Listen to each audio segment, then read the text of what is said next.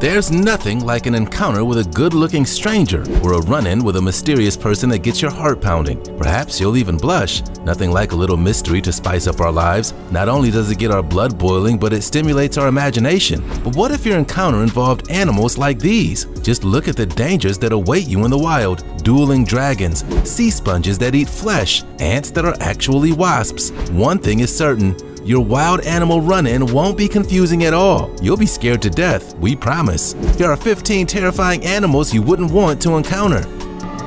These animals grow extremely rapidly and can get to 2 meters in just 7 months.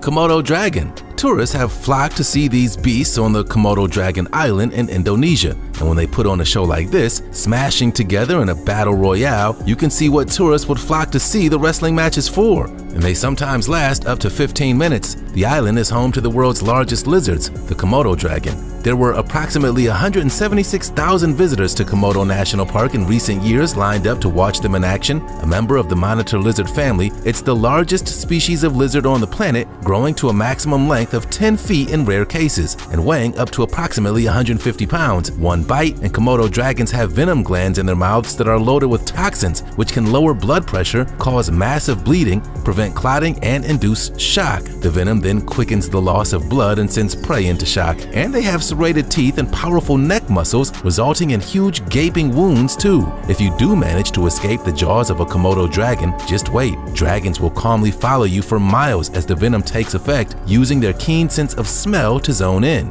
Hey, did you know that if you smash the like button, subscribe, and click the notification bell, you're more likely to win the lottery? So what are you waiting for? Geographic cone sea snail. The geographic cone is also known by the name Ambonia, a name derived from its discovery in the Gulf of Ambonia in Indonesia. This fairly large cone is the most dangerous of the cone shell species, and the results of this snail's sting could be your doom. The geographic cone is the most venomous of the 500 known cone snail species. Their venom, a complex concoction of hundreds of different toxins, is derived via a harpoon-like tooth propelled from an extendable proboscis. The cone snail's highly specialized teeth, known as radulae, work like a combination of hypodermic needle and harpoon to skewer and poison its prey. The cone snail is constantly regrowing this thing as well, so it's rarely without its deadly harpoon teeth. There's no antivenom for a cone snail sting, and treatment is limited to merely keeping victims alive until the toxins wear off. Historically, 65% of people stung by the geography cone snail die if they don't get to a hospital in time. The medicines that can neutralize the snail's conotoxin venom do not exist yet. Ironically, among the compounds found in cone snail venom are proteins which, when isolated, have enormous potential as pain-killing drugs. Sydney funnel web spider. Bites from all funnel web spiders are considered potentially dangerous, but a bite from the Sydney funnel web spider, that's a whole different kind of danger. The male spider's venom is 5 times as toxic as the female's. Furthermore, males wander, so there's a chance you could bump into one of these toxic terrors. They go on searching for mates, and because of that, spiders do come across humans. If you get bitten by the funnel web spider, you should seek help immediately. The venom is fast-acting and potentially lethal if not treated in a matter of hours, although antivenom is now readily available at healthcare clinics. Symptoms of a Sydney funnel web spider bite range from breathing and circulatory problems, muscle spasms, and vomiting, all within 30 minutes after being bitten. However, evidence has suggested that the effects can wear off after a few hours. As the name suggests, the Sydney funnel web spiders are found in Australia. While you'll generally find the males alone, females have been found to live in colonies of up to 100 spiders. They get their name because their webs have a small funnel-like tube leading to a silken burrow in which the spider hides, and the spider waits in the funnel for prey. Humboldt squid. In recent decades, the Humboldt squid is on the move and experienced a massive expansion in geographic range. Historically, it was common from Peru to central Mexico, but now they stretch from the tip of Chile to Alaska. There's a very large population in the Gulf of California, Mexico, and this species is now common throughout California. In fact, Humboldt squid have invaded the shallow waters of San Diego, tormenting scuba divers. Occasionally, they freak out beachgoers after washing up dead on the beaches as well. The carnivorous cephalopods, which weigh up to 100 pounds, came up from the depths with pods of them sizing up nervous divers. Some reported tentacles enveloping their masks and yanking at their cameras and gear. Scary stuff. That's why they're nicknamed Red Devils, for their rust red coloring and apparently curious and cranky attitude. The squid hunts in schools of up to 1,200 individuals, can swim up to 15 miles per hour, and can skim even over the water to escape predators. Believe it or not, Humboldt squid have been used to decimate populations of small fish or smaller squids when their numbers explode. You probably don't want to be in the water when a school of Humboldt squids swim by. Flesh-eating sea sponge. A new candelabra-shaped carnivore has been spotted in the deep oceans of California. The meat-eating species was dubbed the harp sponge because it resembles a harp turned on its side. Most sponges are suspension feeders, filtering bacteria and microscopic organisms from the surrounding water. Harp sponges, however, capture much larger prey, like copepods and other crustaceans, with the Velcro-like hooks on their body surfaces. Once the hooks have ensnared the sponge's prey, it secretes a digestive membrane that surrounds and engulfs the captured prey, breaking it down until it can absorb it through its pores. The barbed hook snares crustaceans as they are swept into branches by deep-sea currents. The sponges cling to soft, muddy sediment on the ocean floor with root-like rhizoids. Researchers believe the harp sponge evolved this elaborate candelabra-like structure to increase the surface area it exposes to currents so it can capture more prey. Makes sense. A research team discovered the sponge in 2000 while exploring with a remotely operated vehicle nearly 2 miles beneath the ocean surface.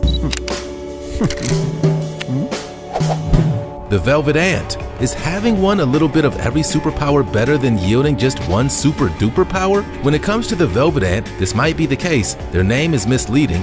The insects are actually wasps. The wingless females look more like a large hairy ant. They've earned the nickname cow killer and they're known for their extremely painful stings. But the wasps also have other insect powers, so to speak. Velvet ant defense mechanisms include a strong, tank-like exoskeleton and foul-smelling chemical excretions. Are they the masters of the ant universe? Perhaps.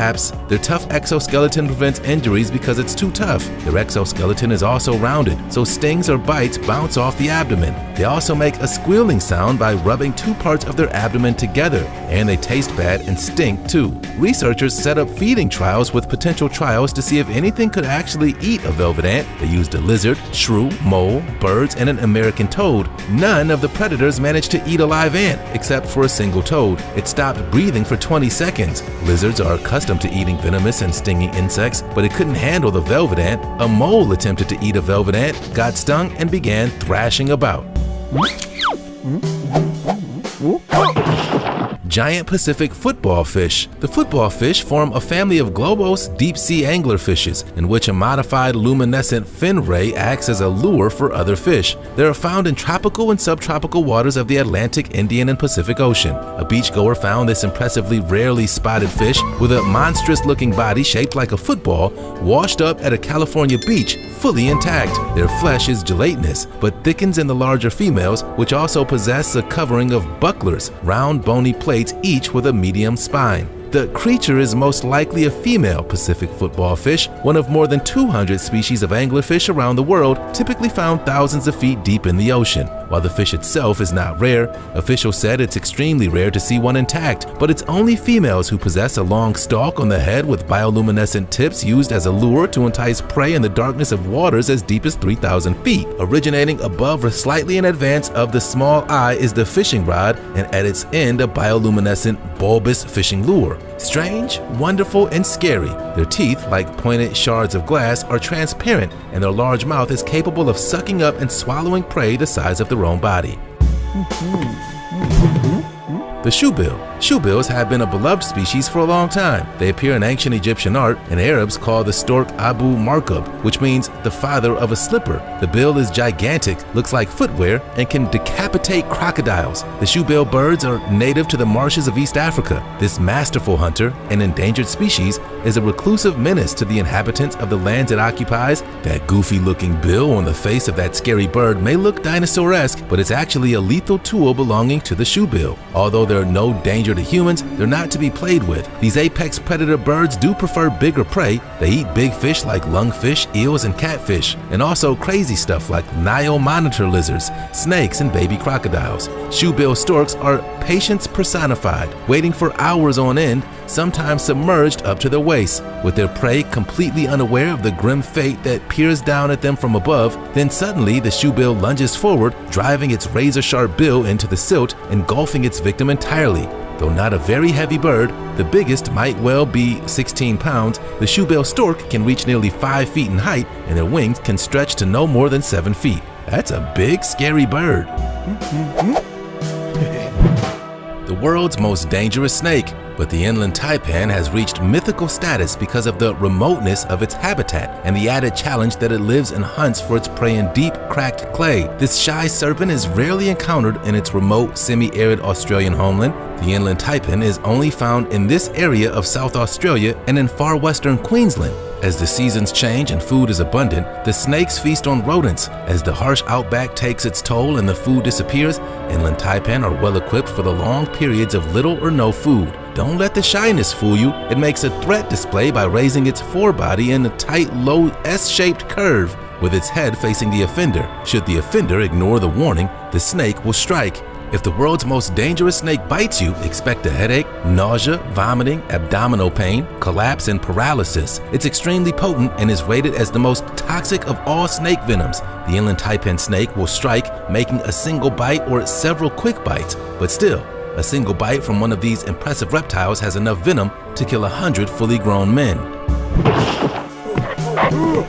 Coconut crab invaders. More commonly known as the coconut crab, it's the largest terrestrial arthropod in the world. The coconut crab is native to a variety of islands in the Pacific and Indian Oceans. Feeding is no small task. The coconut crab eats anything it can get its claws on. It'll go after fruit, vegetation, dead birds, and such. It's been observed hunting other crabs, ambushing young chickens, and even domesticated house pets. The coconut crab is known for its ability to use its massive pincers to crack open coconuts, exerting a force of about 742 pounds, but the good news for humans is that the crabs usually don't use their claws on us. As the name suggests, the coconut crab's main source of food is coconuts. As an arthropod, the coconut crab wears its skeleton on the outside and must shed it as it grows. So once a year it crawls into the safety of a burrow and molts. It's highly vulnerable once it steps out of this rigid shell, so to hasten the development of new armor, it consumes its old exoskeleton. It grows remarkably slowly, taking up to 120 years to reach full size. Adult coconut crabs are about 40 inches from leg tip to leg tip and weigh about 10 pounds. And did you know they're also known as the robber crab due to its curious propensity for stealing silverware and pots and pans? Giant sea spiders. The giant sea spider is the stuff of nightmares. Its leg span of 6 inches to over 1 foot in length. There are 2 reasons why arachnophobes shouldn't fear this beast. It lives at the bottom of the ocean, and it's not actually a spider. But like true spiders, some sea spiders have 8 legs. But not all do. Some have 10 and even 12. Many sea spiders are carnivorous, dining on worms, jellyfish, and sponges. They feed by sticking their proboscis into soft animals and sucking out the juices. Their bodies don't appear to have much else apart from their long legs and proboscis. They don't have much room in their bodies, so their guts and reproductive organs reside in their spindly legs. And they don't have gills or lungs. To cope, they absorb oxygen through their cuticle, or shell-like skin. Inside those long legs are tube-like digestive systems similar to intestines. Sea spiders have been around for a very, very long time. This group has thrived and diversified for almost 500 million years. These animals live in many different parts of the world, from Australia, New Zealand, and the Pacific coast of the United States to the Mediterranean Sea and the Caribbean Sea. To the North and South Poles, they're most common in shallow waters, but can be found as deep as 23,000 feet. Megalera garuda, king of the wasps. Will you be going outside to your garden knowing these might be hunting close by? Don't worry.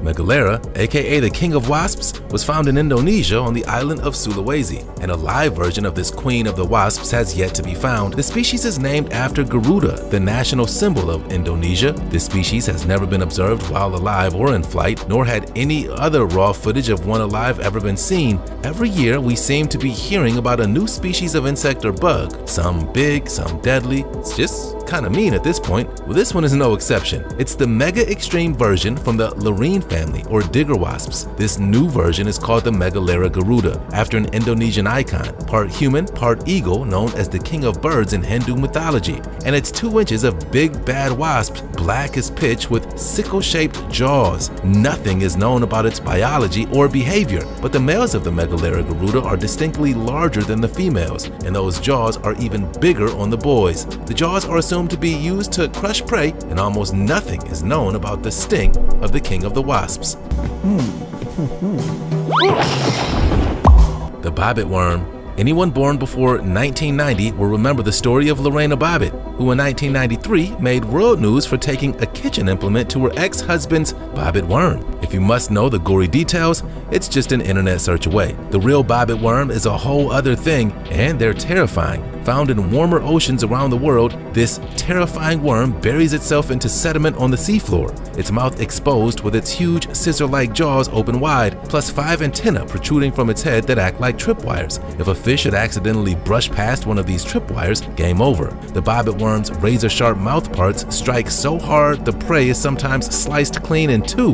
With violent tugs, the worm then drags the victim down into its lair, where it eats the fish alive. They also use their sharp teeth to chew through the coral reef, but never touch a bobbit worm. Their body is composed of many nerve-damaging bristles. They will use these bristles to help them move around, but they also are capable of delivering a painful sting, causing permanent nerve damage in humans, leaving the portion of your body feeling numb for the rest of your life. A true monster of the deep. The Gila monster. You can find these iconic beasts above the Mexican border in southern, central, and western Arizona. You might also find specimens in neighboring regions of California, Utah, Nevada, or New Mexico. But do your best to steer clear of the Gila monster.